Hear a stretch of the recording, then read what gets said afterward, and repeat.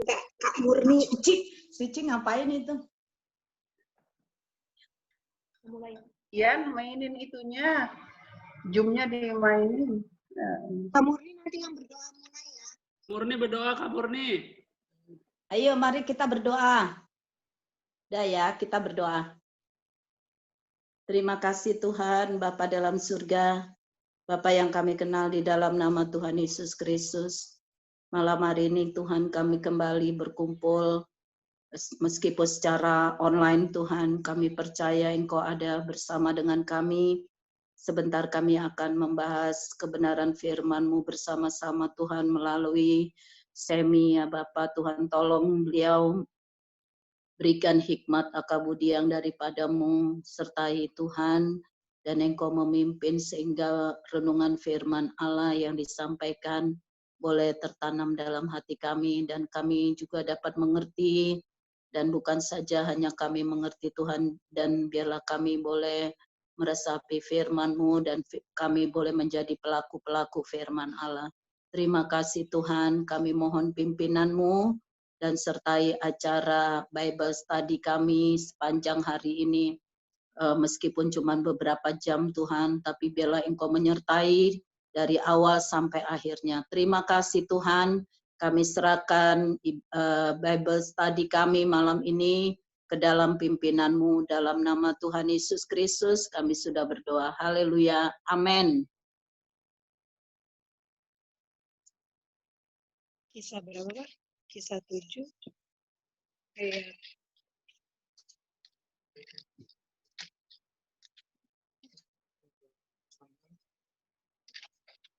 kisah 6.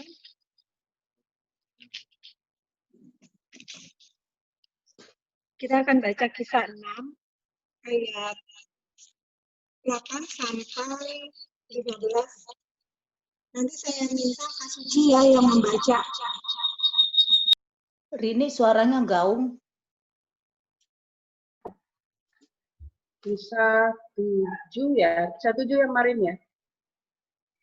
Udah di mute.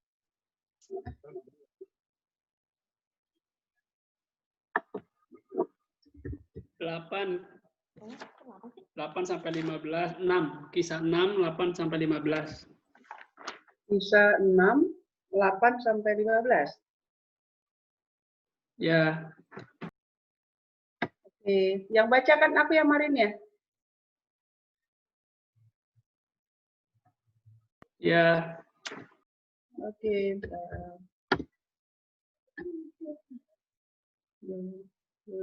Kisah 6 ayat 8 sampai 15. Tuduhan terhadap Stefanus. Dan Stefanus yang penuh dengan karunia dan kuasa mengadakan mukjizat-mukjizat dan tanda-tanda di antara orang banyak. Tetapi tampillah beberapa orang dari jemaat Yahudi yang disebut jemaat orang Libertini. Anggota-anggota jemaat itu adalah orang-orang dari Kirene dan dari Alexandria, bersama dengan beberapa orang Yahudi dari Kilikia dan dari Asia. Orang-orang itu bersoal jawab dengan Stefanus, tetapi mereka tidak sanggup melawan hikmatnya dan roh yang mendorong dia berbicara. Lalu mereka menghasut beberapa orang untuk mengatakan, kami telah mendengar dia mengucapkan kata-kata hujat terhadap Musa dan Allah.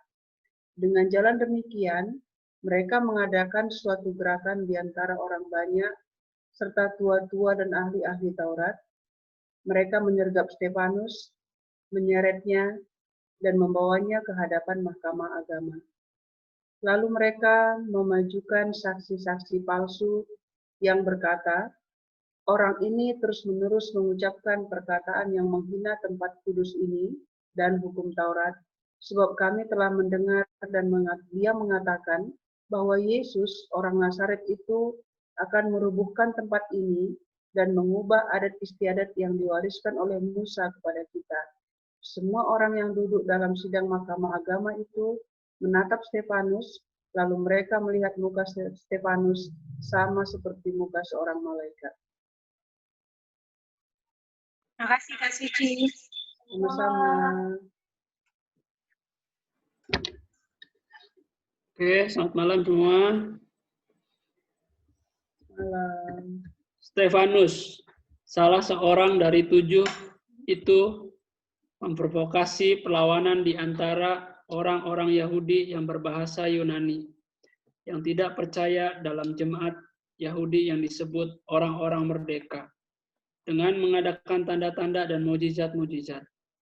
Kilikia disebut selaku salah satu provinsi tempat keanggotaan orang itu berasal.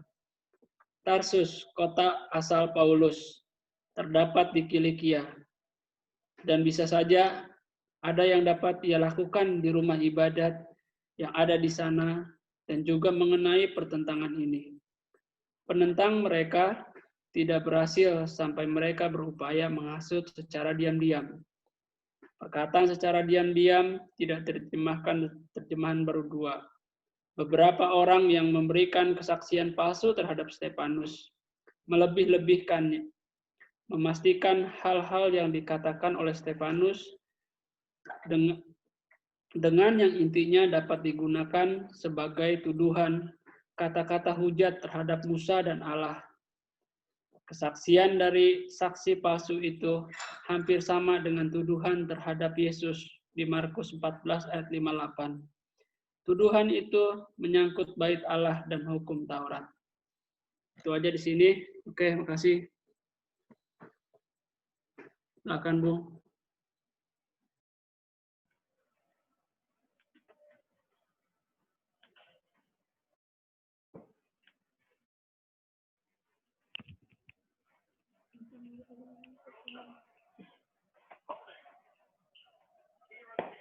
Warma. Ya, kita lihat.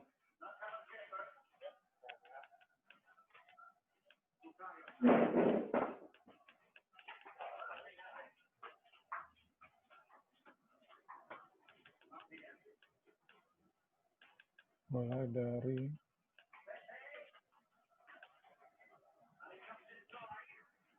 ya.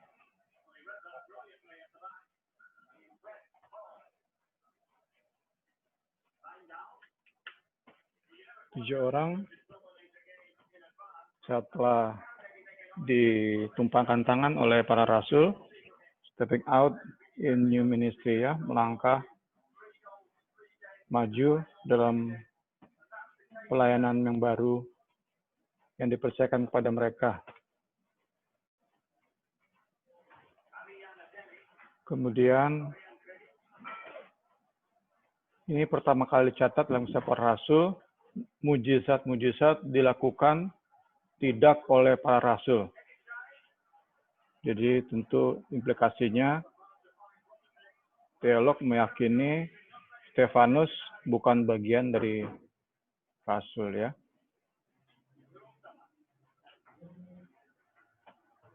Ini juga memberi hal penting bagi kita bahwa Holy Spirit, Roh Kudus juga bekerja melalui orang-orang di luar para rasul, termasuk Stefanus.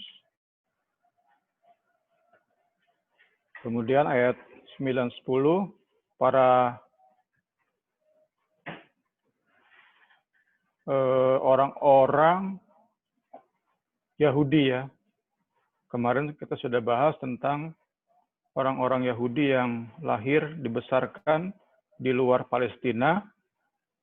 Mereka kurang jago bahasa Ibrani, lebih jago bahasa Yunani. Sering disebut golongan mereka Helenis ya. Yahudi Helenis. Mereka inilah yang bertanya jawab dengan Stefanus.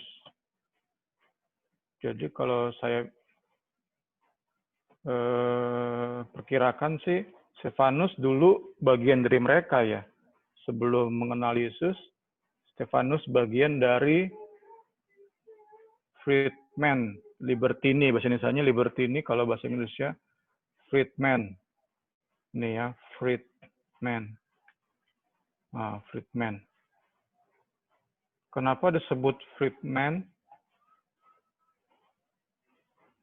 Ini ya, kemungkinan pada saat perang ditawan, kemudian dibawa ke Roma sebagai tawanan, dan diberi kemerdekaan oleh tuan mereka, orang-orang Romawi. Nah, tentu setelah diberi kebebasan, mereka tinggal di daerah-daerah kekuasaan Romawi di luar Palestina. Sehingga mereka disebut Yahudi Helenis. Terus juga pernah bahas kan, kalau Yahudi mereka tinggal di luar Palestina, mereka tidak mendirikan Bait Allah, tapi untuk mereka berkumpul, mereka mendirikan yang namanya sinagoge. Nah, ini sedikit tentang orang-orang Libertini yang bertanya jawab dengan Stefanus.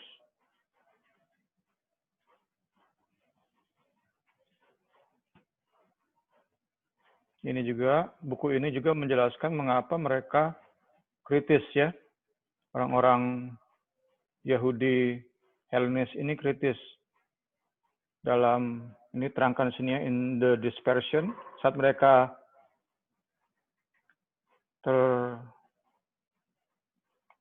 terbuang dari itu ya, jadi tercerai-berai ke bangsa-bangsa lain, ke negeri-negeri lain, mereka menghadapi banyak ancaman terhadap pengajaran Yudaisme. Sebab itulah mereka terbiasa, ya, mereka they were quicker, mereka terbiasa cepat untuk membela diri sendiri, membela pengajaran yang mereka percayai. Ya. Itulah mengapa saat Stefanus datang dengan pengajaran yang berbeda, Stefanus memperkenalkan Yesus, mereka secara natural, insting mereka melawan atau bertanya jawab, berargumen, berdebat dengan Stefanus. Ya, karena sekali lagi Stefanus hadir dengan pengajaran-pengajaran yang lain dari apa yang para orang-orang Yahudi Helenis ini percaya. Ya mungkin juga karena iri kali ya, karena mungkin ada beberapa orang-orang Yahudi Helenis yang berjemaat di sinagoge-sinagoge berpaling kepada Tuhan Yesus, sehingga mungkin membuat ngiri. Nah ini yang membuat mereka masuk dalam perdebatan dengan Stefanus. Ayat 12.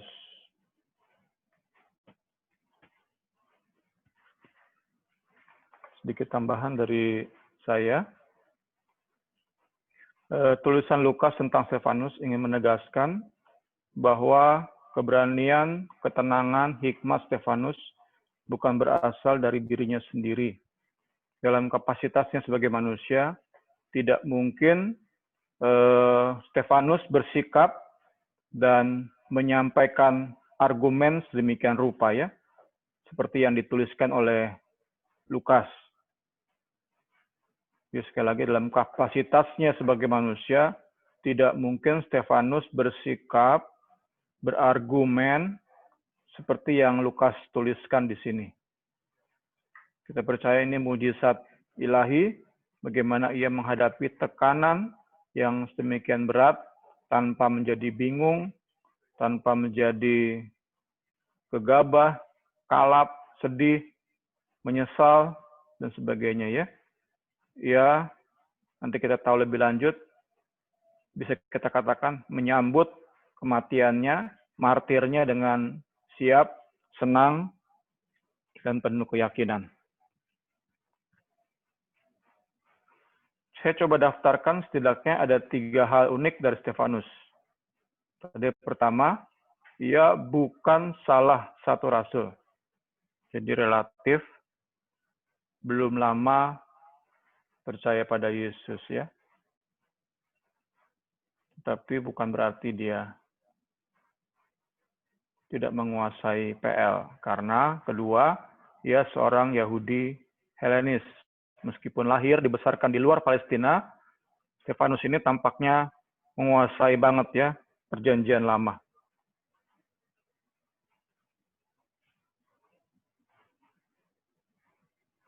Jadi pertama, ia bukan salah satu rasul, sehingga kita bisa mengambil hikmah bahwa Roh Kudus bisa memakai siapa saja, tidak harus rasul, untuk mengerjakan perkara-perkara yang luar biasa ya. Kedua tadi ia Yahudi Helenis, sesuai dengan namanya. Namanya bukan nama orang Ibrani ya. Ketiga, yang unik dari Stefanus di dalam catatan ini adalah bahwa ia seorang diri ya, menghadapi Mahkamah Agama, menghadapi Sanhedrin, dia seorang diri.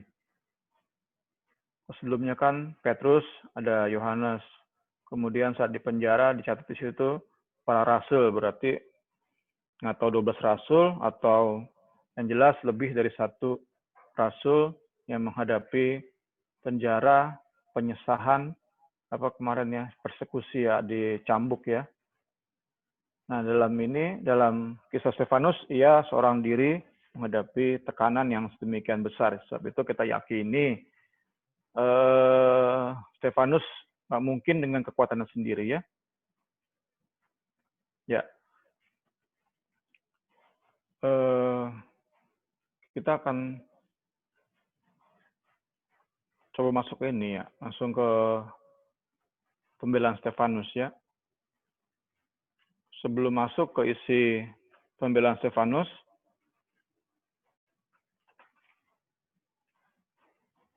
atau penjelasan Stefanus ya, pembelaan paling tepat ya, pembelaan Stefanus. Pembelaan ini diungkapkan Stefanus sebagai jawaban terhadap tuduhan pertama bahwa ia menghujat Musa dan menghujat Allah, menghujat Musa dan Allah. Itu tuduhan pertama yang disampaikannya tadi ya. Kemudian menghina tempat kudus atau bait suci. Kemudian menghina atau merendahkan hukum Taurat, itu ketiga. Keempat, ingin mengubah adat istiadat yang diwariskan Musa. Jadi ada 4 tuduhan setidaknya ya. Pertama, menghujat Musa dan Allah. Kedua, Stefanus dituduh menghina bait suci. Ketiga, Stefanus dituduh merendahkan, menghina hukum Taurat. Keempat, Stefanus dituduh ingin mengubah adat istiadat yang diturunkan atau diwariskan oleh Musa. Nah, kemudian saat kita masuk ke pasal 7 nanti, penjelasan pasal 7 pada awalnya seperti tidak nyambung terhadap tuduhan yang diarahkan Stefanus. Karena di pembelaan nanti, pasal 7, ia mulai dengan kisah Allah dengan Abraham ya. Panggilan Allah terhadap Abraham. Sedangkan yang dituduhkan kan dari tentang Musa, tentang bait suci, tentang hukum Taurat, tentang adat istiadat, itu pada awalnya nggak disinggung ya. Nanti kita sama-sama belajar. Menariknya pembelaan Stefanus ya. Pembelaan inilah yang diyakini teolog juga akan mempengaruhi nanti Saulus, yang kita kenal sebagai Paulus. Pembelaan ini juga ada teolog bilang sebagai awal dari masa atau cara penginjilan yang baru. Jadi pembelaan ini tidak sembarangan. Lukas tulis demikian panjang benar ya, sampai 53. Itu panjang benar ya, 50 ayat kurang lebih. Lukas catat pembelaan Stefanus. Tentu bukan sembarangan. Lukas mencatat ini dalam pimpinan Roh Kudus. Kita percaya apa yang Stefanus ungkapkan di sini itu kita sering sebut milestone ya, milestone. Monumen, sesuatu yang benar-benar unik, yang benar-benar menjadi awal cara penginjilan baru, awal pembelaan terhadap Injil. Ini benar-benar apa yang nanti kita baca Stefanus ungkapkan.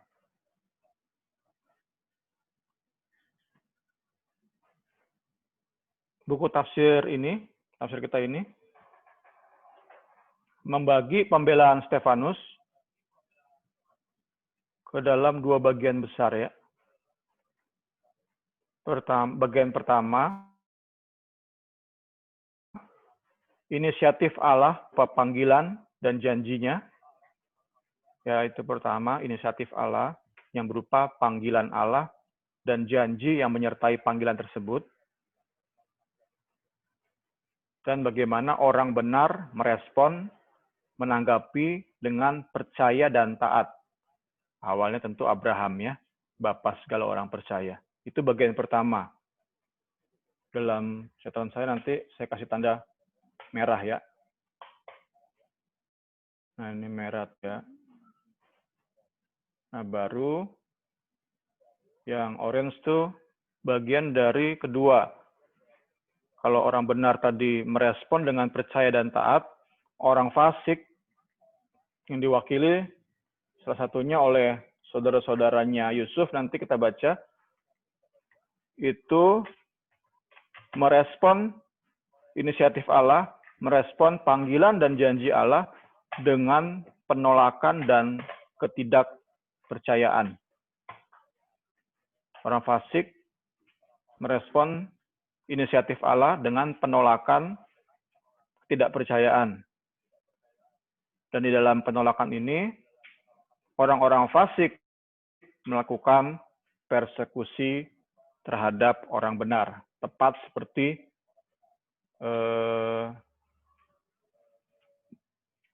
saudara-saudaranya Yusuf melakukan persekusi terhadap Yusuf. Nah ini sejarah terus berulang. Nah kita akan baca nanti sama-sama, kita perhatikan bagaimana dua bagian ini terus diulang-ulang oleh Stefanus. Puncaknya tentu nanti yang dipersekusi adalah Yesus ya. Jadi sambil membaca ayat demi ayat pasal 7, mari kita perhatikan dua pembagian ini. Bagaimana janji Allah, orang benar merespon dengan percaya dan taat. Bagian kedua, orang fasik menolak, tidak percaya, dan orang fasik melakukan persekusi atau penganiayaan terhadap orang benar. Ya, Wewe dulu. Persilakan. Ya, mungkin kalau ada yang mau bertanya, via chat juga boleh. Sambil tadi berjalan, dipersilahkan. Terus, ini dari apa sih, Bung? Di ayat 15. Semua orang yang duduk dalam sidang mahkamah agama itu menatap Stefanus. Lalu mereka melihat muka Stefanus sama seperti muka seorang malaikat. Ini Wasi baca dari salah satu buku tafsiran ya. Apakah ini ada ada hubungannya sama Musa yang turun dari Gunung Sinai dan mukanya itu bercahaya gitu. Apa ada hubungannya di sini gitu? Oke, yang lain silakan nanti kalian dijawab, Bung Semi.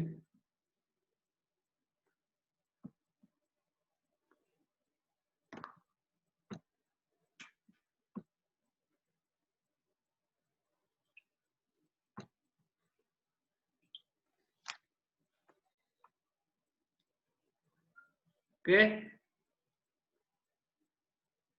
Ya, yang lain juga boleh jawab. Tuh chat Bung Semi silakan.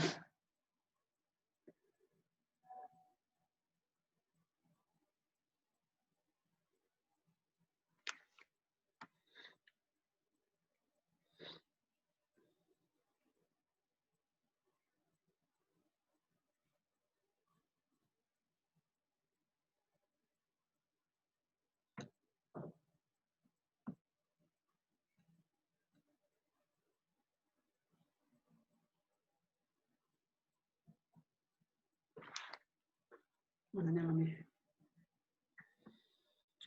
Oke, silakan. Bu Semi aja, Bu. Langsung, Bu. Sambil berjalan ya. Di chat aja nanti kalau ada yang mau tanya. Kalau ada yang langsung kepikiran gitu. Biar nggak lupa.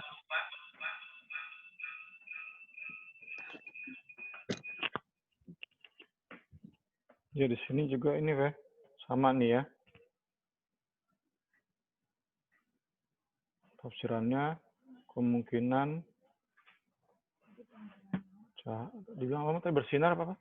Mukanya seperti Musa yang ada di Gunung Sinai. Oh enggak, di catatan itu apa? Ini mukanya seperti orang malaikat. Oh iya betul, a glow ya, a glow brightness yang lebih daripada manusia biasa, gitu ya, yang datang dari surga. Kemungkinan juga serupa dengan penampilan Musa ketika turun dari Gunung Sinai ya, setelah ini the presence of God ya di Gunung Sinai. Setelah menghadap hadirat Tuhan di Gunung Sinai, turun juga mukanya dibilang bercahaya ya. Ya berarti sama nih weh. Atau serupa dengan Tuhan Yesus di Lukas 2 ayat 29.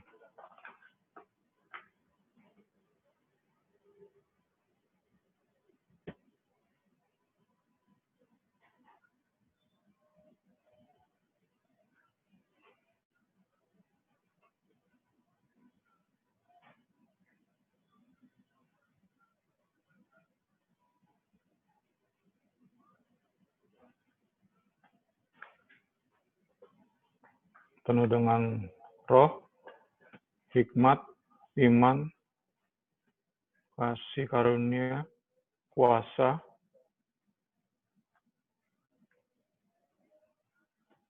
Ya, berarti bukan hanya penampilan luar ya, kita percaya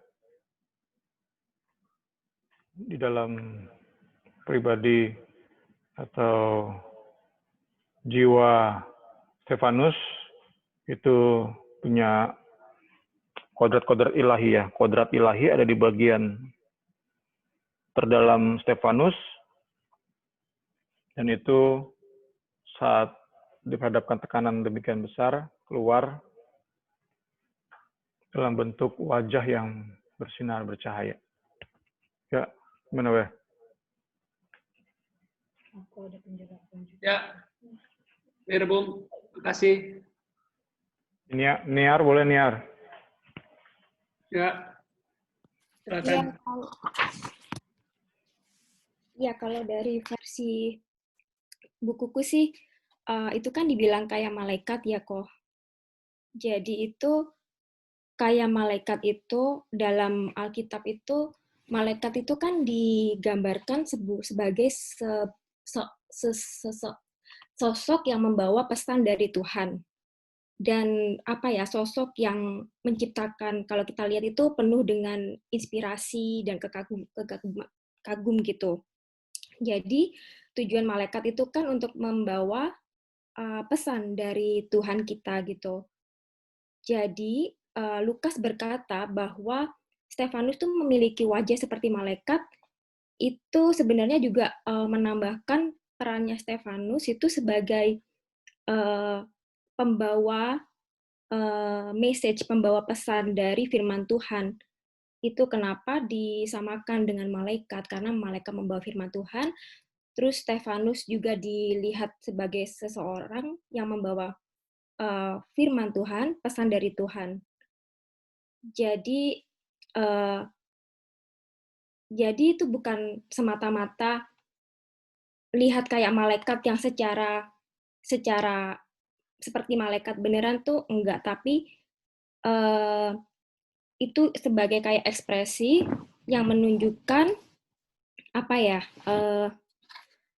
sosoknya Stefanus untuk berkata firman atau perkataan Tuhan secara dengan iman yang kuat, dengan tanpa takut gitu. Itu sih kok, itu aja. Oke, makasih Niar. Ya, boleh, bagus deh.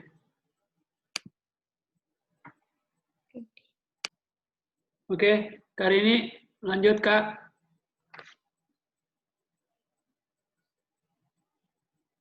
Oke, kita akan baca Kisah 7 ayat 1 sampai 19. 19. Nanti Oting yang baca ya, Ting.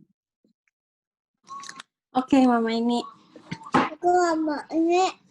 Kisah Rasul 7 ayat 1 sampai 19, pembelaan Stefanus. Kata imam besar, benarkah demikian? Jawab Stefanus, hai saudara-saudara dan bapak-bapak, dengarkanlah, Allah yang maha mulia telah menampakkan dirinya kepada bapa leluhur kita Abraham. Ketika ia masih di Mesopotamia, sebelum ia menetap di Haran. Dan berfirman kepadanya, keluarlah dari negerimu dan dari sanak saudaramu, dan pergilah ke negeri yang akan kutunjukkan kepadamu. Maka keluarlah ia dari negeri orang Kasdim, lalu menetap di Haran. Dan setelah ayahnya meninggal, Allah menyuruh dia pindah dari situ ke tanah ini, tempat kamu diam sekarang. Dan di situ Allah tidak memberikan milik pusaka kepadanya, bahkan setapak tanah pun tidak. Tetapi ia berjanji akan memberikan tanah itu kepadanya, menjadi kepunyaannya dan kepunyaan keturunannya. Walaupun pada waktu itu ia tidak mempunyai anak. Beginilah firman Allah, yaitu bahwa keturunannya akan menjadi pendatang di negeri asing dan bahwa mereka akan diperbudak dan dianiaya 400 tahun lamanya. Tetapi bangsa yang akan memperbudak mereka itu akan kuhukum. Firman Allah, dan sesudah itu mereka akan keluar dari situ dan beribadah kepadaku di tempat ini. Lalu Allah memberikan kepadanya perjanjian sunat, dan demikianlah Abraham memperanakan Ishak, lalu menyunatkannya pada hari yang ke-8, dan Ishak memperanakan Yakub, dan Yakub memperanakan ke-12 bapa leluhur kita. Karena iri hati, bapa-bapa leluhur kita menjual Yusuf ke tanah Mesir. Tetapi Allah menyertai dia, dan melepaskannya dari segala penindasan, serta menganugerahkan kepadanya kasih karunia dan hikmat. Ketika ia menghadap Firaun, Raja Mesir, Firaun mengangkatnya menjadi kuasa atas tanah Mesir dan atas seluruh istananya. Maka datanglah bahaya kelaparan menimpa seluruh tanah Mesir dan tanah Kanaan, serta penderitaan yang besar, sehingga nenek moyang kita tidak mendapatkan makanan. Tetapi ketika Yakub mendengar bahwa di tanah Mesir ada gandum, ia menyuruh nenek moyang kita ke sana. Itulah kunjungan mereka yang pertama. Pada kunjungan mereka yang kedua, Yusuf memperkenalkan dirinya kepada saudara-saudaranya, lalu ketahuanlah asal-usul Yusuf kepada Firaun. Kemudian Yusuf menyuruh menjemput Yakub, ayahnya, dan semua sanak saudaranya. 75 jiwa banyaknya. Lalu pergilah Yakub ke tanah Mesir, di situ ia meninggal, ia dan nenek moyang kita. Mayat mereka dipindahkan ke Sikhem dan diletakkan di dalam kuburan yang telah dibeli Abraham dengan sejumlah uang dan perak dari anak-anak Hemor di Sikhem. Tetapi makin dekat genapnya janji yang diberikan Allah kepada Abraham, makin bertambah banyaklah bangsa itu di Mesir. Sampai bangkit seorang raja lain memerintah tanah Mesir, seorang yang tidak mengenal Yusuf, raja itu mempergunakan tipu daya terhadap bangsa kita dan menganiaya nenek moyang kita, serta menyuruh membuang bayi mereka, supaya bangsa kita itu jangan berkembang. Makasih, Oting.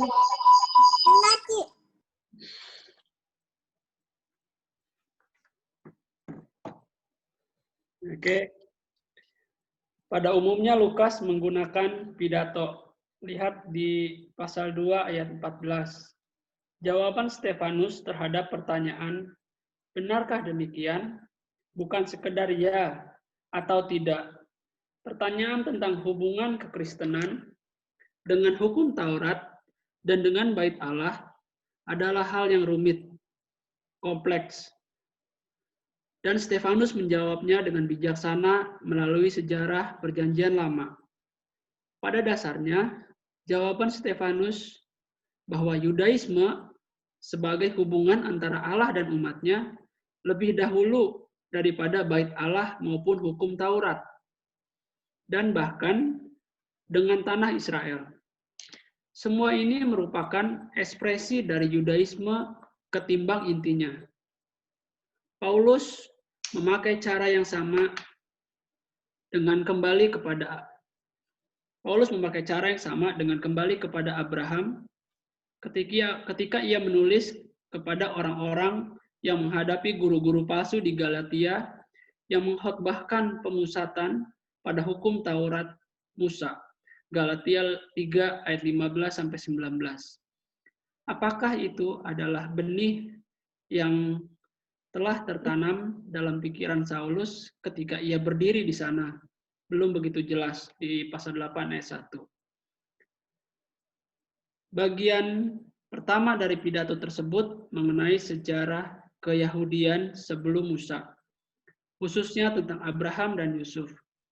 Pokok penting dari para pendahulu itu adalah bahwa agama Yahudi dibangun atas dasar panggilan dan janji Allah. Hal-hal ini mulai berlaku dalam kehidupan Yusuf. Meskipun keluarganya tidak mengetahui itu, mereka iri hati kepadanya dan bertindak menentangnya dengan menyerahkannya kepada orang asing, seperti orang-orang pada masa Stefanus memperlakukan Yesus. Oke, terima kasih.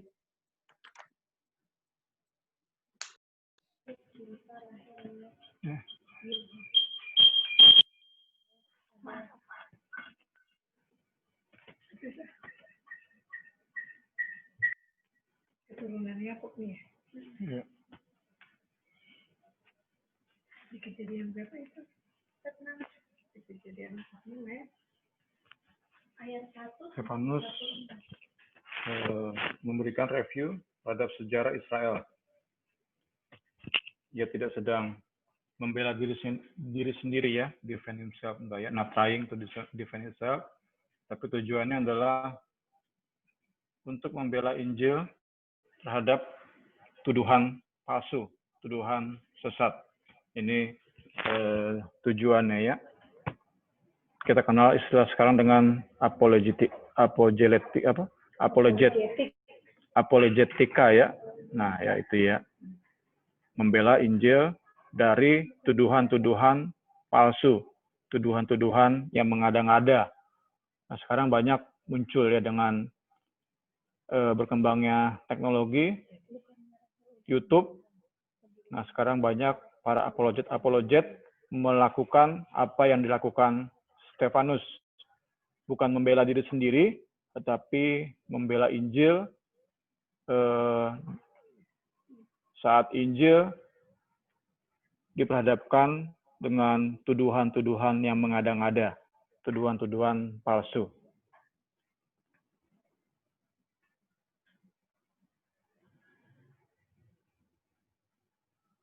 Ya, ini tadi sudah saya singgung kan, ada dua bagian besar tentang bagaimana Allah berinisiatif lewat panggilan, janji. Itu sepaket tuh ya. Dia memberi perintah, dia menyuruh Abraham meninggalkan tanah kelahiran, tetapi juga disertai dengan janji. Dan Abraham percaya. Tadi pun dicatat bahwa janji itu tidak seketika diterima oleh Abraham. Abraham apa yang Tuhan janjikan. Karena keturunanlah yang menikmati. Tapi Abraham percaya. Ini intinya kan, Abraham percaya pada firman Allah, menerima janji tersebut, dan menaruh seluruh hidupnya di dalam tangan Tuhan. Tuhan nyuruh dia pergi kemana? Ke Haran. Abraham ngikut, meskipun nggak jelas apa yang akan ia hadapi, di Haran, dia ngikut. Ini kan kekristenan kan, mempercayakan hidup kita sepenuhnya ke dalam tangan Tuhan, tangan Kristus.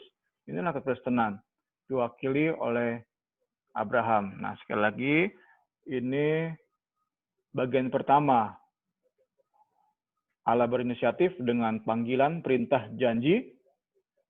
Orang benar menanggapinya dengan percaya dan taat. Ini ada kata, kembali ada kata janji ya. He also promise.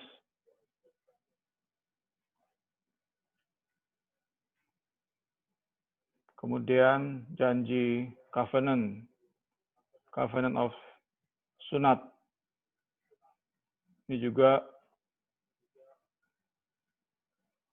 Allah yang memberikan aturan ini, perintah ini,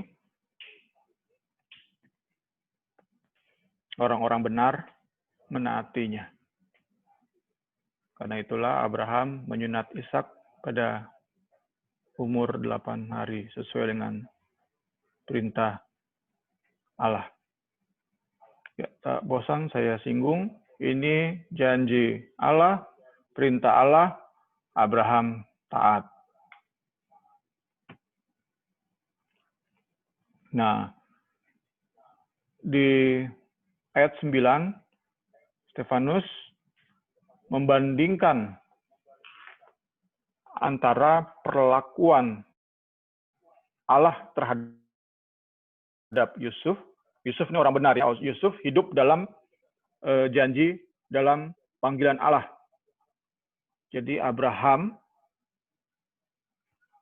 disebutkan oleh Stefanus, kemudian tokoh selanjutnya yang disebutkan oleh Stefanus adalah Yusuf. Dua-dua orang ini, Abraham dan Yusuf, adalah orang-orang benar. Hidup dalam percaya dan taat kepada panggilan Allah Israel. Dan ini tidak dimengerti oleh saudara-saudaranya Yusuf. Tadi dikatakan mereka iri hati. Jadi meskipun Allah membela luar biasa Yusuf, saudara-saudaranya membenci, melakukan persekusi terhadap Yusuf. Nah ya, hal yang kontras. Katakan di sini bahwa Stefanus sudah mulai menggiring perbandingan perlakuan saudara-saudara Yusuf dengan perlakuan pimpinan agama saat itu kan. Kalau saudara-saudara Yusuf mempersekusi Yusuf, maka orang-orang pimpinan agama saat itu mempersekusi Tuhan Yesus. Jadi sudah masuk ke hal itu ya. Orang fasik mempersekusi orang benar.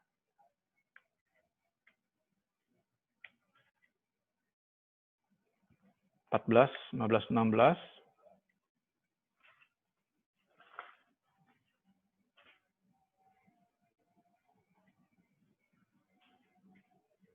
Kembali ke Abraham nih ya, janji ya. Keturunan Abraham ini.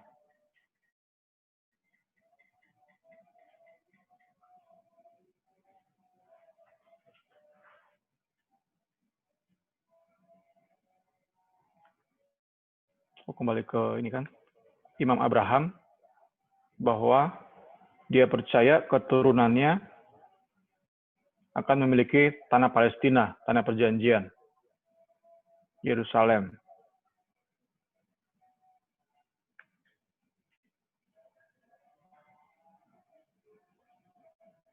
Dan iman Abraham diteruskan oleh orang-orang benar, keturunannya, yang tetap percaya pada janji Allah, meskipun sudah bertahun-tahun nggak tergenapi janji tersebut ya.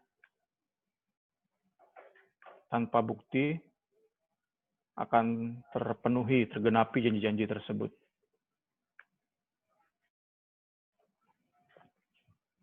Kemudian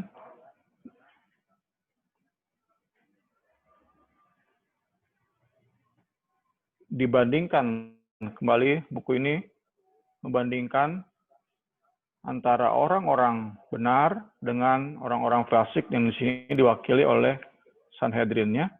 Orang-orang fasik Sanhedrin yang tetap menolak percaya akan Allah meskipun ada bukti-bukti kebangkitan Yesus.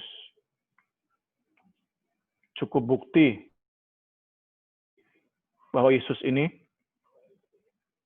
orang benar yang dibela oleh Allah Israel. Itu cukup bukti gitu ya. Tapi tetap mereka tidak menerima Yesus. Dibandingkan dengan tadi ya, Abraham dan keturunannya yang tetap percaya pada janji Allah meskipun setelah bertahun-tahun, setelah beranak cucu mereka, tetap mereka belum memiliki tanah perjanjian kan. Jadi sempat mereka jadi budak, sempat mereka di padang gurun, tapi tetap kita percaya ada para keturunan Abraham yang memegang janji Allah. Ini diperbandingkan dengan Sanhedrin, diperbandingkan juga dengan saudara-saudaranya Yusuf. Kemudian ini motongnya sedikit berbeda dengan buku yang WW pegang tuh ya, yang saya juga punya nih. Kalau di buku yang tadi WW baca itu ayat 2-19, kalau di sini dia motongnya berbeda sedikit ya.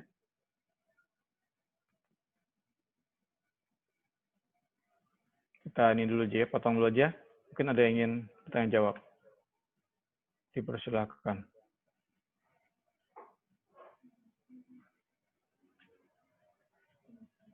Ya, silakan. Ada yang mau tanya atau mau menambahkan? Silakan. Atau mau dilanjutkan?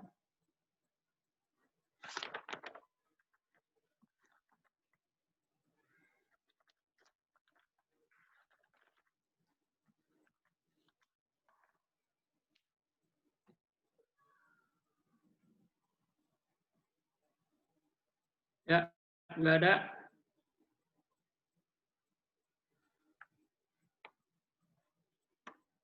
Ya, diingatkan lagi, kalau mau langsung tanya via chat juga boleh. Ya, Karini, silakan mungkin lanjut aja dulu ya. Kasih. Bentar ya, Weh. Bentar.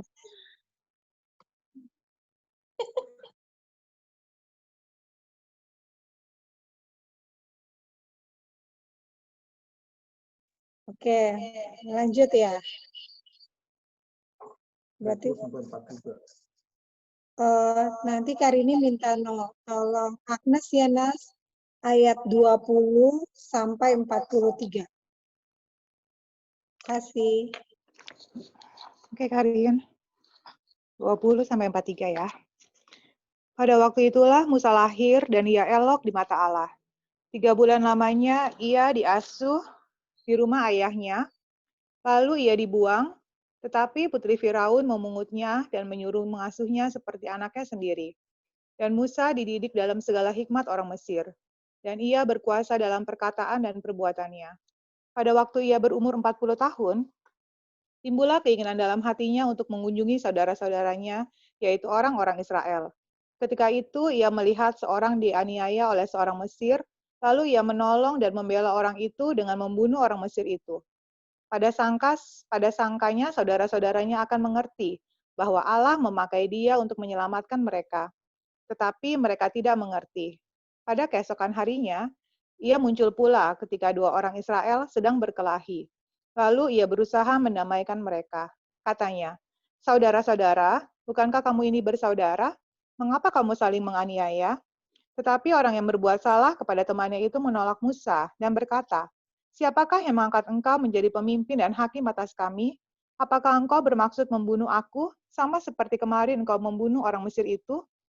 Mendengar perkataan itu, larilah Musa dan hidup sebagai pendatang di tanah Midian. Di situ ia memperanakan 2 orang anak laki-laki. Dan sesudah 40 tahun, tampaklah kepadanya seorang malaikat di padang gurun Sinai dalam nyala api yang keluar dari semak duri. Musa heran tentang penglihatan itu. Dan ketika ia pergi ke situ untuk melihatnya dari dekat, datanglah suara Tuhan kepadanya. Akulah Allah nenek moyangmu, Allah Abraham, Ishak dan Yakub. Maka gemetarlah Musa, dan ia tidak berani lagi melihatnya. Lalu firman Allah kepadanya, tanggalkanlah kasutmu dari kakimu, sebab tempat di mana engkau berdiri itu adalah tanah yang kudus.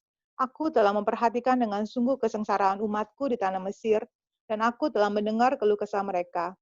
Dan aku telah turun untuk melepaskan mereka. Karena itu, marilah engkau akan kuutus ke tanah Mesir. Musa ini yang telah mereka tolak dengan mengatakan, siapakah yang mengangkat engkau menjadi pemimpin dan hakim?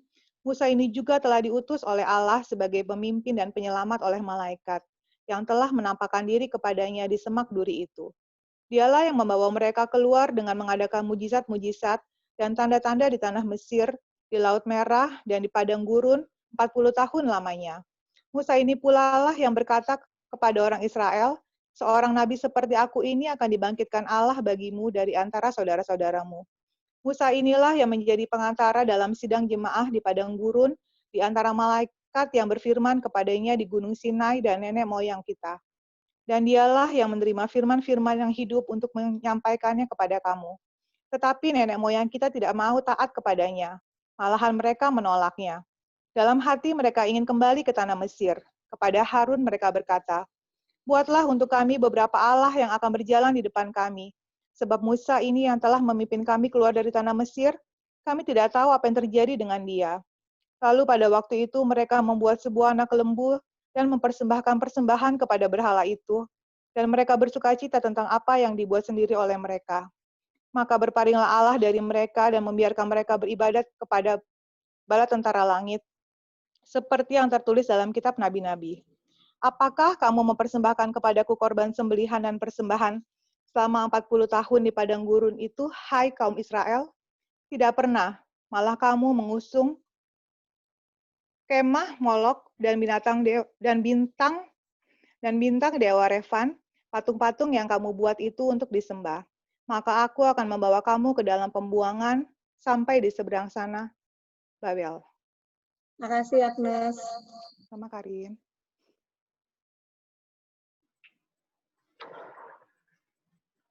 Tuduhan terhadap Stefanus termasuk bahwa adat istiadat yang Musa wariskan akan diubah. Iya. Pasal 6 ayat 14. Di sini dan dalam bagian berikutnya, Stefanus antara lain mengingatkan para pendengarnya tentang keistimewaan Yudaisme yang sangat prihatin untuk melindungi diri mereka terhadap perubahan dalam kebiasaan-kebiasaannya. Kemudian, ketika Stefanus berbicara tentang Musa, ia sekali lagi memusatkan perhatian pada penolakan orang banyak atas dirinya dan pemberitaannya, walaupun itu atas restu Allah. Oke, sedikit. Terima kasih.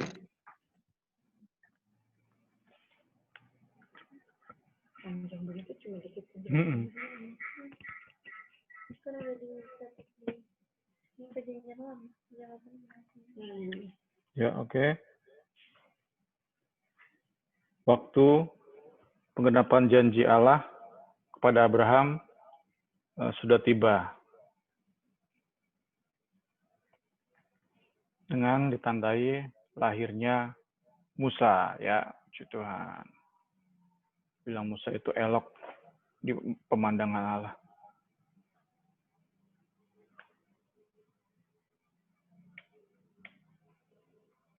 Kemudian, ya ini lagi-lagi ya, Stefanus membandingkan antara orang benar dan orang fasik. Dan ada paralel yang jelas antara orang-orang yang menolak Musa dengan orang-orang yang menolak Yesus. Jadi memang hal yang ironis ya. Saat mereka menolak Yesus, mereka sepertinya membangga-banggakan Musa. Sepertinya sedang membela, seperti sekarang kalau kita bisa bilang FPM berarti ya, Front Pembela Musa ya. Padahal zaman Musa hidup, zaman Musa menyampaikan pesan, ini orang-orang menolak Musa.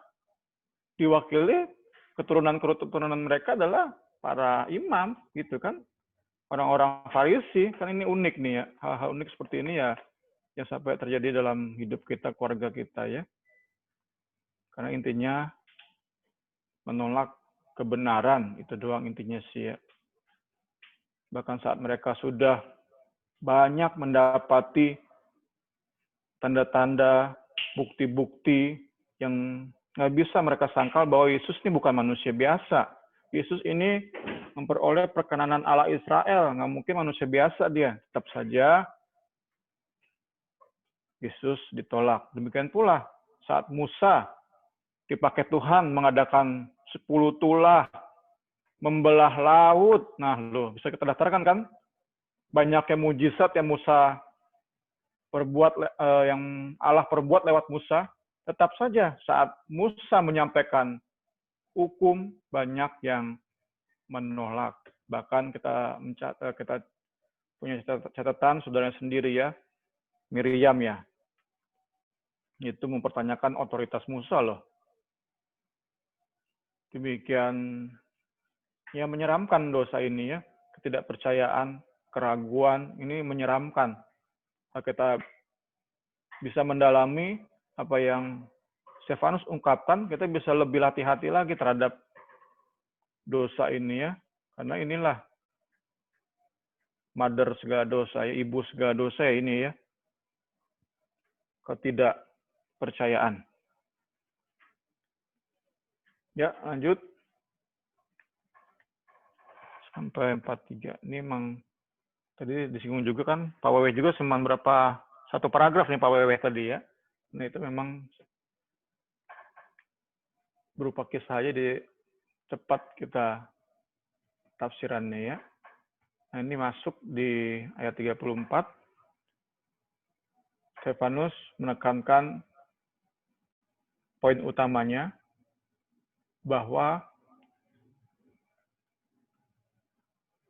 Musa yang ditolak 2 kali ya. Tadi kan pertama ketika sebelum ke tanah Midian kan kita baca tadi kan, sudah ada yang menolak Musa. Ngapain kamu jadi pemimpin kami? Karena itulah Musa lari ke tanah Midian. Nah, saat Musa juga kembali dari tanah Midian, dipakai oleh Tuhan, diutus oleh Tuhan, God Himself had sent, tetap mereka menolak. Ya, mereka rejected, menolak Musa yang diutus oleh Tuhan. Klimaksnya di bagian ini, Stefanus bilang, Musa ini yang kamu tolak, yang diutus Allah, terus ditolak. Musa ini pernah bilang di Ulangan 18 ayat 15, kita sudah baca ya, Allah akan mengirim seorang nabi seperti saya, ya. Seperti aku, seperti saya ini ya. God will send a prophet like me from your own people. Jadi seorang Yahudi, your own people kan berarti kan seorang Yahudi nanti. Jadi Musa sudah menubuatkan Allah akan mengutus bagimu seorang nabi. Like me, seperti saya, seperti Musa, from your own people. Jadi orang Yahudi, seperti Musa, diutus oleh Tuhan. Ini klimaks dari bagian ini. Stefanus mengingatkan orang-orang yang mendengar dia berargumen, berapologet, bahwa Musa yang ditolak oleh bangsa Israel, padahal Musa ini dipakai oleh Tuhan, dia sudah menubuatkan bahwa bangsa Israel akan punya seorang nabi, to him they must listen. Kepadanya orang-orang Israel, bangsa Israel harus mendengar. Karena itu penolakan terhadap Yesus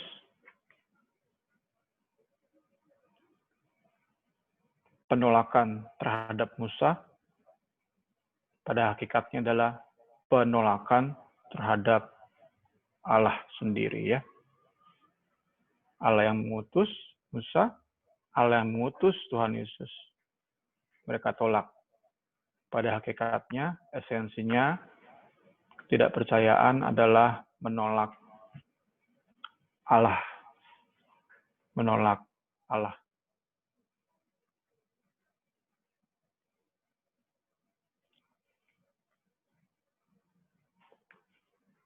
Mulai ayat ke-8 itu tentang penolakan kedua, ya, second rejection.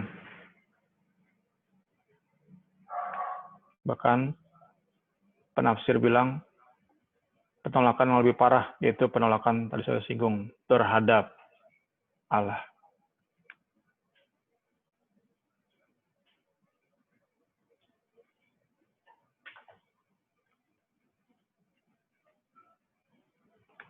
Refusing, menolak untuk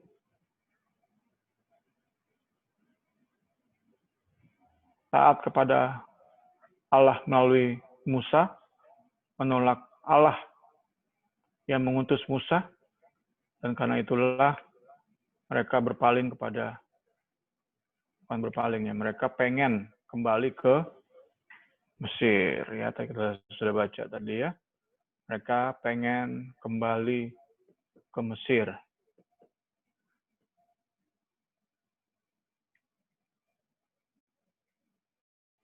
Ya, ini kok menurut catatan Kisah Para Rasul, nanti kita juga bisa belajar surat-surat Paulus.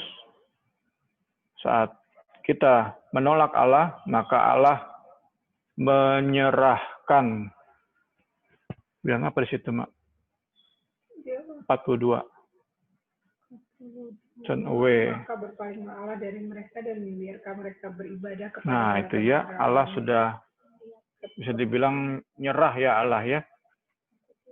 Saat sudah berulang-ulang Allah berinisiatif, memanggil, menasehati, memberi perintah kepada kita. Dan dalam perintah tersebut ada janji-janji yang dahsyat. Tetapi kita terus-menerus menolak, maka seperti yang dialami oleh bangsa Yahudi saat mereka menolak Musa dan menolak Allah, maka Tuhan membiarkan mereka melakukan penyembahan berhala. Ya, sini ada 2 dicatat ya. Molek, pertama dewa Molek. Mau itu bahasa Indonesia Moloch. Bahasa Indonesia Molek. Terus kemudian kedua Revan, God. Revan tuh dewa Revan. Yang menarik ini nih ya. Kedua dewa ini dibuat oleh bangsa Israel, kemungkinan tuh dibuat jadi patung kecil, itu disimpan secara sembunyi-sembunyi. Ini menarik juga nih ya. Jadi kemungkinan besar Musa nggak tahu nih, tapi tetap banyak dari mereka tetap pegang itu dewa. Opo-opo kalau bahasa Manadonya ya. Mereka nggak cukup percaya kepada Allah. Mereka tadi ya tidak menyerahkan seluruh hidup mereka kepada Allah. Seperti tadi kan Abraham menyerahkan apapun yang Allah perintahkan turut gitu ya. Tapi kalau bangsa Israel di zaman Musa, mereka tetap memegang Allah-Allah lain yang mungkin sebagai Allah cadangan kali ya. Kalau Allah Israel nggak menolong, nah gue punya Allah cadangan nih, nolong gue nih. Kurang lebih seperti itu ya. Jadi tentu aplikasi sekarang ya, saat kita lebih mengandalkan hal-hal lain, saat kita kurang percaya pada kemahakuasaan Allah, mengandalkan hal-hal lain di luar Allah, ya kita serupa dengan bangsa Israel, dan prinsipnya kita berarti tidak percaya kepada Allah. Kita prinsipnya, esensinya, hakikatnya, kita bukan Kristen kan, bukan Kristen sejati ya. Kristen sejati diwakili oleh Abraham tadi, mempercayakan seluruh hidupnya kepada Allah Israel. Ya. Kemudian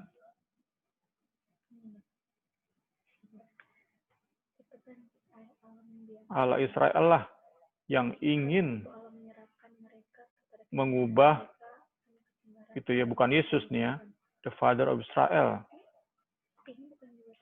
Mereka lah yang ingin mengubah, wanted to change hukum, kebiasaan, pengajaran yang diberikan oleh Musa.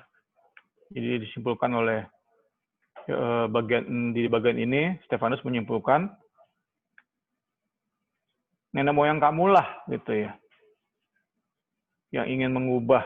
Tadi kan tuduhan terhadap Stefanus adalah bahwa Stefanus ingin mengubah adat istiadat yang diwariskan oleh Musa. Nah, ini sudah dibantah oleh Stefanus. Bukan Tuhan Yesus yang ingin mengubah, tetapi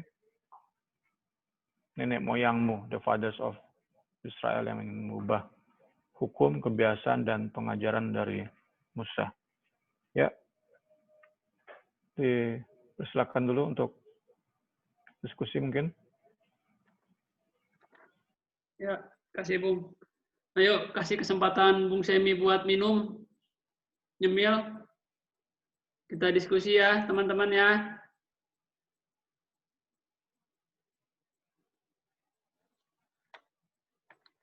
Ayo, yang lain ya biasa aja, anggap biasa aja kayak kita ngobrol lah, nggak usah malu-malu.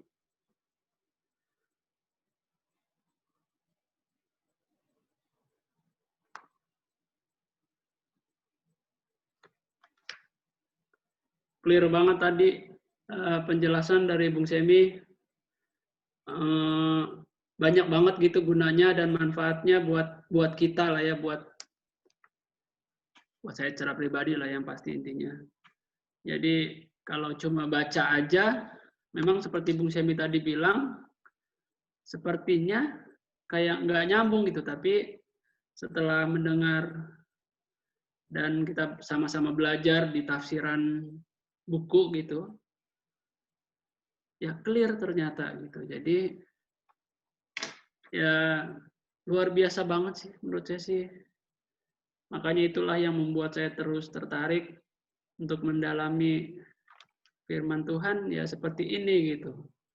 Dengan hanya membaca saja sebetulnya memang nggak cukup, tapi dengan kita tahu maksud dan tujuannya, yaitu semua ada di tafsiran. Kalau Ersa Soro bilang ya ada di teologia itu hermeneutika, ilmu yang mempelajari tentang tafsiran-tafsiran Alkitab di situ. Jadi clear banget tadi penjelasannya. Mungkin ada yang mau tambahkan juga dipersilakan. Mungkin ada yang masih kurang bingung, kurang ngerti. Oke, ayo kita diskusi dulu sebentar.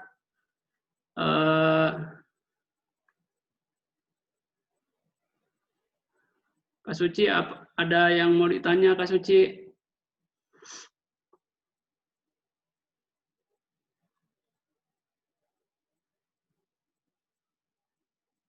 Seta atau Jessica?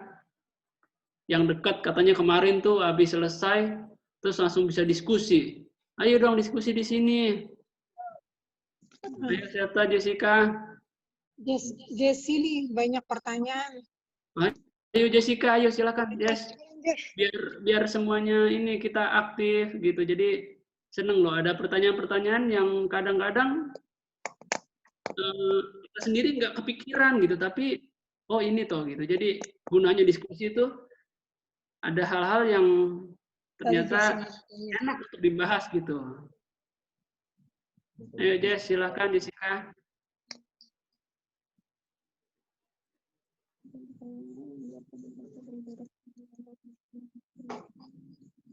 Rosetta, silakan. Nih Jessica mau nanya. Oke. Nggak usah pakai kata-kata.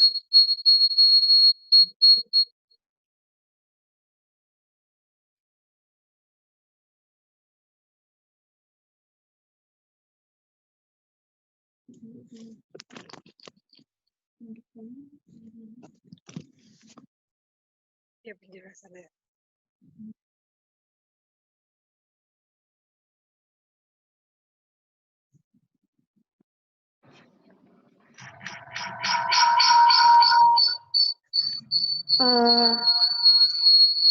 Bukan pertanyaan sih sebenarnya, cuman penjelasan sedikit. Di ayat 42 kan, maka berpalinglah Allah dari mereka dan membiarkan mereka beribadah kepada bala tentara langit, seperti yang tertulis dalam kitab Nabi-Nabi. Apakah kamu mempersembahkan kepadaku korban sembelihan dan persembahan selama 40 tahun di padang gurun itu, hai kaum Israel? Nah, di ayat ini jelaskan berpalinglah Allah dan membiarkan mereka. Padahal umat itu kan umat pilihan Tuhan, umat kesayangannya Tuhan dong. Tapi Allah jenuh dan berpaling daripada mereka dan membiarkan mereka. Jadi ngeri kalau misalnya terjadi dalam kehidupan kita ya, kalau misalnya kita kebal udah dinasehatin begini-begini, kita tetap seperti yang dalam Roma 1 ayat 21, sebab sekalipun mereka mengenal Allah, mereka tidak memuliakan Dia sebagai Allah atau mengucap syukur kepadanya. Jadi kalaupun kita udah mengenal Tuhan, kita kan Bible study ya, gunanya kita mengenal Tuhan secara pribadi lewat share kebenaran firman Tuhan. Tapi kalau dalam pribadi kita sendiri tidak memuliakan Tuhan dengan ucapan syukur, dan malah malah membangkang istilahnya, karena udah sok tahu udah banyak tahu tentang Alkitab. Nah, dalam bisa-bisa teori yang semakin kita gali, semakin kita pelajari, kita kan menerima banyak-banyak teori, banyak doktrin, dan kita merasa diri kita sudah bisa-bisa hikmat yang mereka dalam Roma ini, mereka berbuat seolah-olah mereka penuh hikmat, tetapi mereka telah menjadi bodoh. Mereka menggantikan kemuliaan Allah yang tidak fana dengan gambaran yang mirip dengan manusia fana. Seperti ini ya, yang Israel ini, mereka menggantikan penyembahan kepada Allah dengan penyembahan pada anak lembu emas yang dibuat oleh Harun. Karena itu Allah menyerahkan mereka kepada keinginan hati mereka akan kecemaran, sehingga mereka saling mencemarkan tubuh mereka. Perlu kita pahami pengenalan yang benar akan Allah itu balance dengan tindakan hidup kita yang memuliakan Tuhan dan penuh dengan ucapan syukur. Jadi pengenalan akan Allah dan ucapan syukur kepada Tuhan itu balance ya. Jangan cuman memperdalam teori, banyak mendengarkan firman Tuhan dari pastor-pastor manapun, dan semakin kita mencari tahu, bisa-bisa teori itu tersebut bisa membuat kita jadi apa ya ini? Jadi beranggapan kita tahu segalanya akan Tuhan, dan kadang kan kalau misalnya kita tahu semuanya, kita jadi kurang mengucap syukur gitu kan, karena sudah merasa tahu, merasa bisa. Nah, jadi yang ngerinya ini kalau misalnya kita udah beranggapan bisa, nah Tuhan menyerahkan kita pada keinginan hati kita sendiri. Tuh, jadi biarlah pengenalan akan Tuhan balance dengan tindakan kita yang memuliakan nama Tuhan. Begitu sih. Terima kasih. Iya, itu yang dari Jessica. Ada yang lain? Oke, makasih Jessica. Oke, mungkin dari Karini ada tambahan? Itu Jessica dari Karini. Jessica kan sebelah Karini, itu dari Karini semua. Karini catatan, suruh baca. Oh, berarti Jessica tinggal baca. Tinggal baca, lihat nih tuh. Tinggal baca doang. Oke ya, boleh lagi diingetin ya kita ya. Justru dengan persekutuan seperti ini, dengan kita sama-sama belajar, ya penting banget aplikasi dalam hidup kita, supaya nggak jadi orang yang sombong. Nah itu Tuhan benci lah itu. Oke, ada lagi yang lain atau kita lanjut? Ada di message tuh Bung Semi. Tadi Ogut sih yang nanya ke Bung Semi. Soal di perjanjian lama, kejadian 46, ada 70 jiwa yang Yakub. Kenapa di Kisah Para Rasul 7 ayat 14, ada 75? Coba siapa yang bisa terangin? Kalau nggak ada, jadi PR. Kalau nggak ada, jadi PR. Tolong dong, kalau yang tahu. Kalau menurut pelajaran yang Kak Septa dapat, itu 70 itu anak menantu cucunya Yakub. Sedangkan dalam Kisah Rasul 7 ayat 14 itu 75 itu ditambahkan dari anak menantu cucunya, ditambahkan Yakub, Zilpa, Rahel, Lea, Bilha, jadi 75. Tapi yang saya mau tanyain, Rahel itu kalau nggak salah pernah baca di mana juga, Rahel itu meninggal setelah melahirkan Benyamin. Oh iya. Berarti dia belum ada di apa dong pada berarti waktu pas ke Mesir berarti Rahel udah meninggal dong. Tapi ini kenapa ada Rahel? Saya juga bingung ya. Tolong siapa yang bisa menjawab pertanyaan. Nanti dapat bolu tape sepotong. Makasih. Ayo Kak Murni, dapat bolu tape tuh.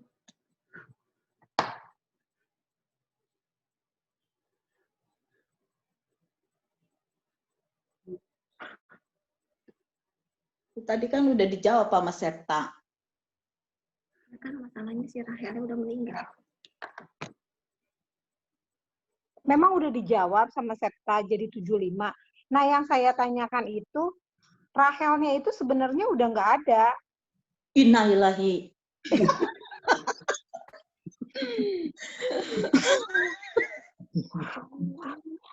Kamu ini ngaco banget sih. Barusan.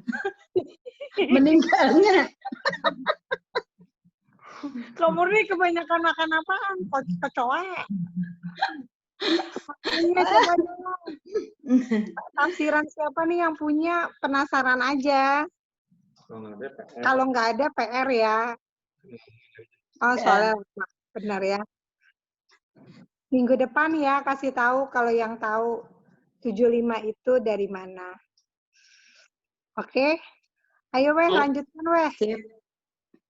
Oke. Gimana teman-teman? Sudah 8:30? Kembali di udah jam 12. 11:30. Iya, 11:30.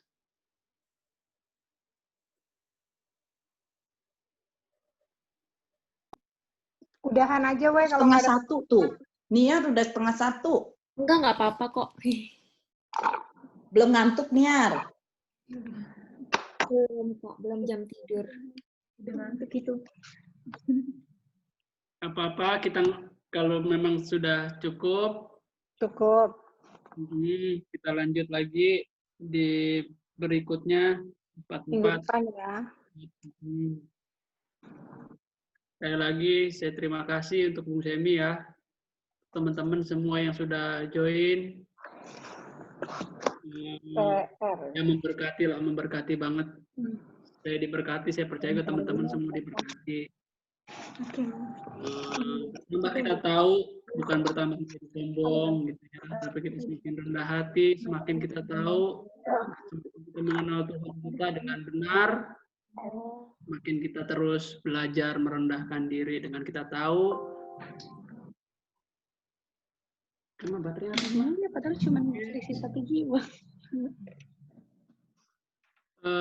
Hidup Ya, lagi hari kali. ini dipersilahkan. Nanti yang tutup berdoa Ceni ya, Cen. Sebentar lagi nyolok dulu nih, baterainya habis. Oh, ya udah Om Wewe kali ya. Sebentar. Orang berdoa ya, sebentar. Oke, yuk teman-teman kita berdoa ya.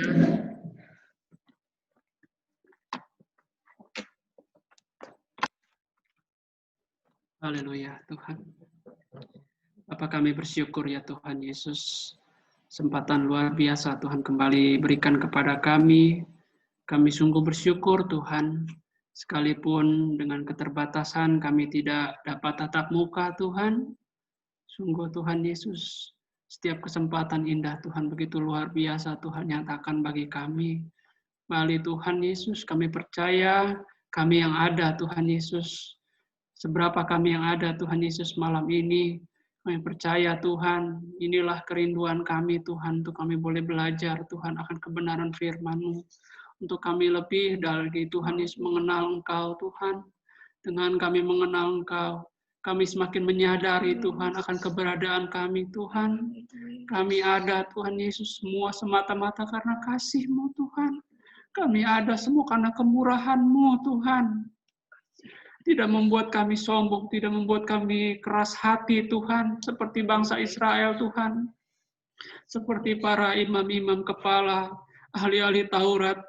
Oh Tuhan Yesus Sanhedrin Tuhan. Oh mereka yang menolak Engkau, bahkan mereka yang mempersekusi Stefanus Tuhan. Oh Tuhan Yesus, oleh karena itu kami merendahkan diri kami Tuhan. Tolong kami Tuhan, ingatkan kami terus. Roh Kudus berkarya dalam hidup kami. Supaya Tuhan Yesus kami semakin Tuhan Yesus berkenan di hadapan-Mu. Engkau tidak meninggalkan kami Tuhan. Engkau tidak cuek kepada kami Tuhan. Oleh karena itu Tuhan Yesus, tolong kami Tuhan, pagari hidup kami Tuhan Yesus. Kami bersyukur Tuhan untuk malam hari ini. Kami percaya firman-Mu tidak berlalu dengan sia-sia Tuhan. Firman-Mu boleh memberikan kami kekuatan yang baru untuk kami terus senantiasa berjalan setia mengiring Engkau Tuhan. Memberkati Bung Semi Tuhan. Sungguh kami bersyukur atas keberadaannya Tuhan. Tuhan terus urapi dia Tuhan. Tuhan terus, Tuhan Yesus bukakan setiap rahasia firman-Mu. Menerangi hidupnya Tuhan Yesus, pemikirannya Tuhan akan kebenaran firman-Mu. Sehingga dengan beliau semakin mengerti, beliau pun boleh semakin memberkati kami ya Tuhan Yesus. Terima kasih, kami percaya Tuhan, semua teman-teman yang telah bergabung malam ini, kami percaya kami semua sudah diberkati Engkau Tuhan. Tuhan tolong kami, untuk kami boleh menjadi pelaku-pelaku firman-Mu. Oleh karena itu Tuhan, kebutuhan kami akan Engkau. Mendidik anak-anak kami, membawa saudara-saudara kami, keluarga kami, siapapun Tuhan Yesus, kami rindu menjadi saksi-Mu di tengah-tengah dunia ini ya Tuhan. Oh terima kasih Tuhan Yesus, inilah doa kami Tuhan, dan kami alaskan hanya di dalam nama Tuhan Yesus Kristus. Kami sudah berdoa. Haleluya. Amin.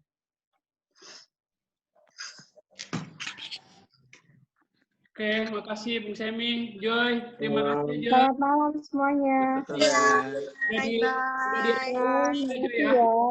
ya. Selamat malam semuanya. Jadi recording tadi ya. Udah. Ya tolong ya Joy, kayak kemarin ya Joy. Iya.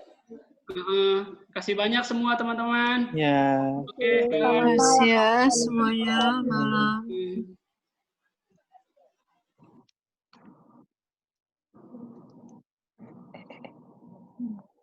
Besok cuti bersama kan ya.